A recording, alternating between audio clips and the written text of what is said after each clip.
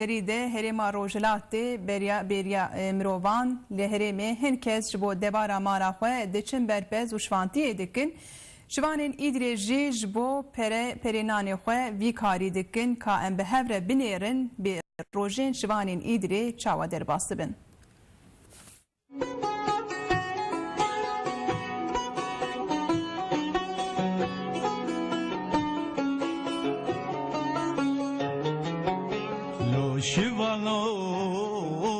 Lo shivano tepichuko es hayrano. Herkes ji bo nanê xwe jin û zariyên xwe karên cûr bi cûr dikin. Di navgelê herêmê de jî hin kes ji bo debara mala xwe şivantî û gavantiyê dikin. Lo shivano belurvano belure kheb dilu cano. Şivanên Îdirê jî ji bo vê yekê pes û miyên xwe digirin cem xwe berê xwe didin deşt û çiyayan û heta berf bikeve erdê wan diçêrînin. Ez çû yani nana qezemiş dikim şev rûyî şeme ve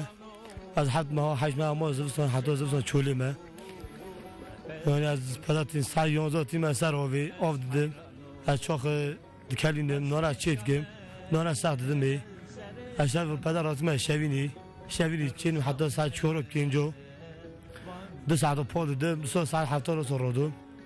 کنار دو پیچم ساعتی سراوی اوندا sonra نصرا نان متی حواله متچنین از چمنین زو امری مسلکی مجبورم دکن ام نان قزمیش دکن سوام برچین امینن Her çi qas dibin şert û merçên giran de vî karî bikin jî ji ber ku car caran rojên wan baş derbas dibin ji karê xwe kêfxweşin.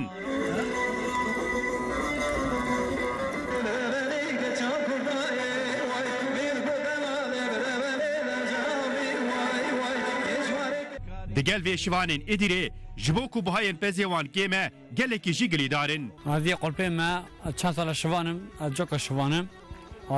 halê xwe de memnûnim yani zorliqê çekmiş nakim hala ber pezê xwe malê xwe me jî emî col hildane ez hevalê xwe wane hala em şev re nav pêz dane em kamê saet vira çara de rakin em ene jorê bina meqa saet 80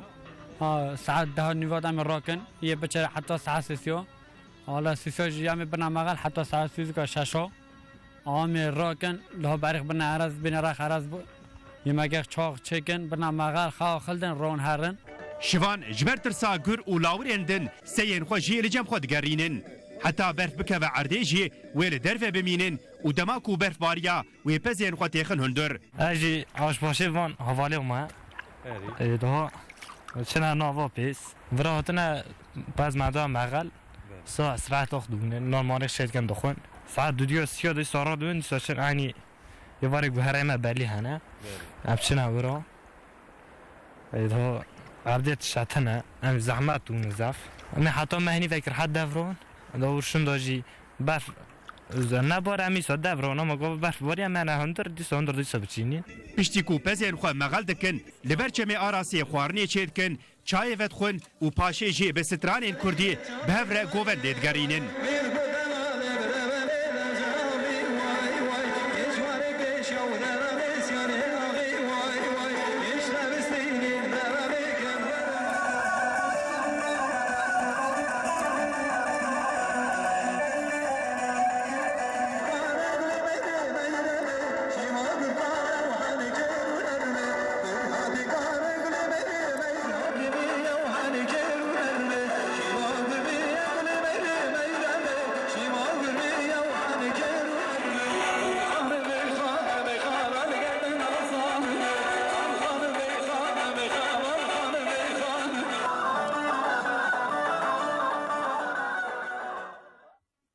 Berê bi rastî wezfeya şivantiyê pîşeyek gelekî zor e lêlaliyekî jî wezfeyek pir pîroz e û kêf jî têkirin weke we jî dît li wê derê jî govend girtin li aliyekî jî gelekî xweş derbas